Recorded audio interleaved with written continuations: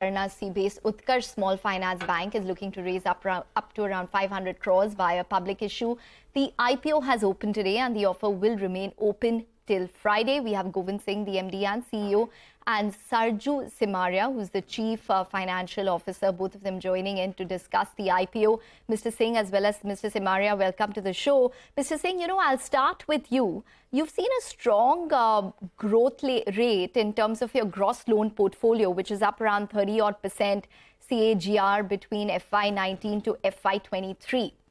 Tell us what exactly is the growth rate that you expect going forward, and how are you looking to diversify your loan portfolio, which is currently focused on microbanking loans? Okay. So first of all, thank you very much for having us here. If you see our last 3 to 4 years trajectory, we became bank in 2017 January, and since then, obviously microfinance is what we are doing for last 14 years. We understand that well, and the type of geography we cater to, there is a lot of demand, and then that's why there is a lot of opportunity.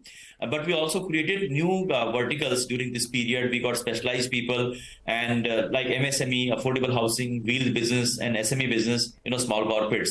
These were developed during this period, and we are seeing a good growth of these verticals, and especially because these verticals are having low base right now. So in terms of percentage, the growth is certainly quite significant. And it's very difficult to talk about the exact numbers, but my sense is this trajectory what we have seen during the last 2 to 3 years time in terms of overall growth of our AUM and the composition of this book. I think both will continue, and the trajectory looks like that it will continue from here. Okay, so you're saying the trajectory will continue. Let me get Sarju Simaria, who's the Chief Financial Officer as well. Mr. Simaria, it's been, as my colleague was also saying, the NII growth has been 35% compounded if you look at it from FY21 to FY23. And even your return ratios are very strong. You're sitting on an ROE of almost 20% on a diluted basis. Is there scope to increase this growth rate further, these ROEs further in the years to come because of how underpenetrated the market is, and perhaps, you're looking to grow it further? So the geographies that we operate, there is immense opportunity like Uttar Pradesh, Jharkhand, Bihar. And if you really look at the share of credit of these states, it's like UP is 5% on an overall, and Bihar is 1%. And, the entire population, 27 to 28% of the Indian population comes from there. We believe that the next income generating population is coming from these states. The GDP share will be very high. And in these states, we are able to have high yield lending products. We also believe that with recent upgrade in our rating, and as well as this equity IPO will help us to maintain our costs. So we believe that the NIM should be also remaining around plus minus 50 basis points as we go along.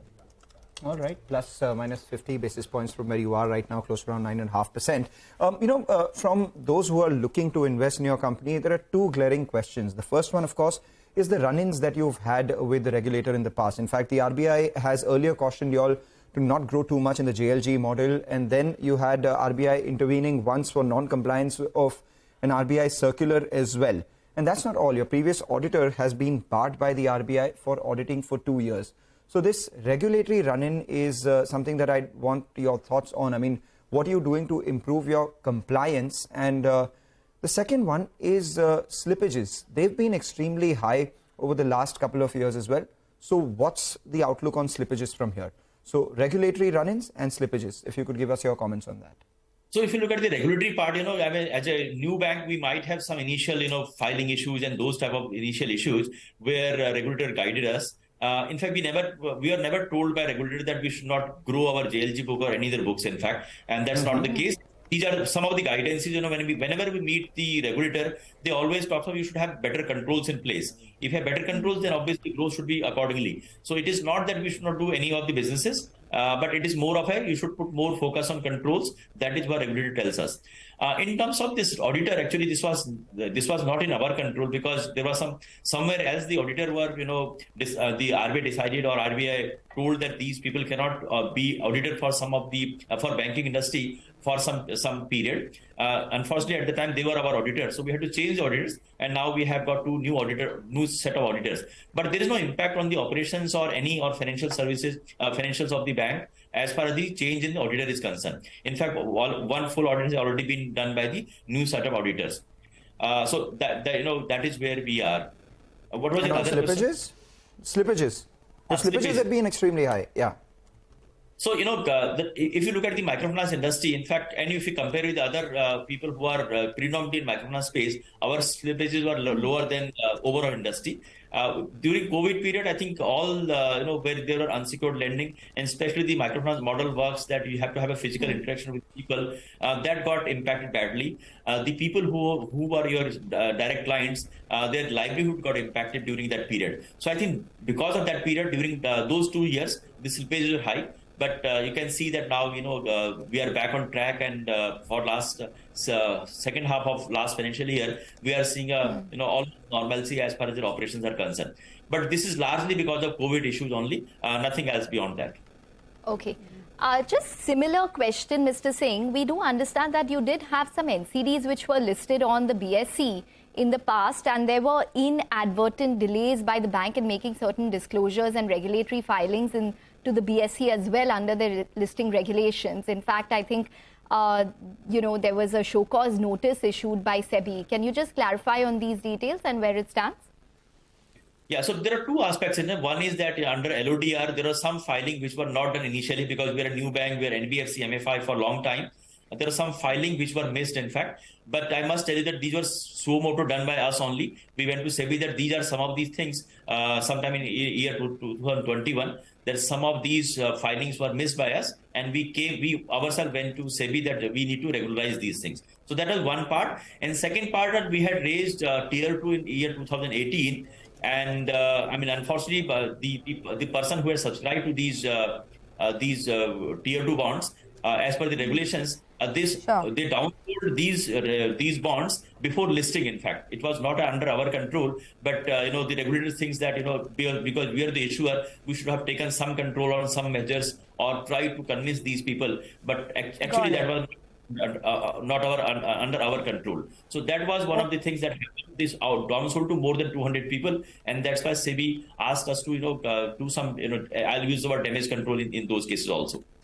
Okay, got it. Mr. Simaria, one last question from my end. Another big concern that the street has is that almost 70% of your advances, which includes microfinance, micro banking loan portfolio, 70% of this portfolio is unsecured and it's not supported by any collateral. Is there any plan to sort of reduce that exposure or reduce the amount of unsecured loans? So we started with a micro banking focus initially, and as we became SFB, obviously our secured book is growing. So by natural progression, with a low base, my secured book is going up, and my unsecured book by weightage will come down. But our relevance is in micro banking. We have an early mover advantage. It's a meaningful business for us, and it's only through a natural progression that the share will come up. My micro banking may grow at a particular percentage because it's a high base, but my secured book is going to go up. No, so that was my question. Right now, 67% of your advances are unsecured. So you're going forward, say in the next 1 year, how much do you think you can bring it down by, the unsecured loans?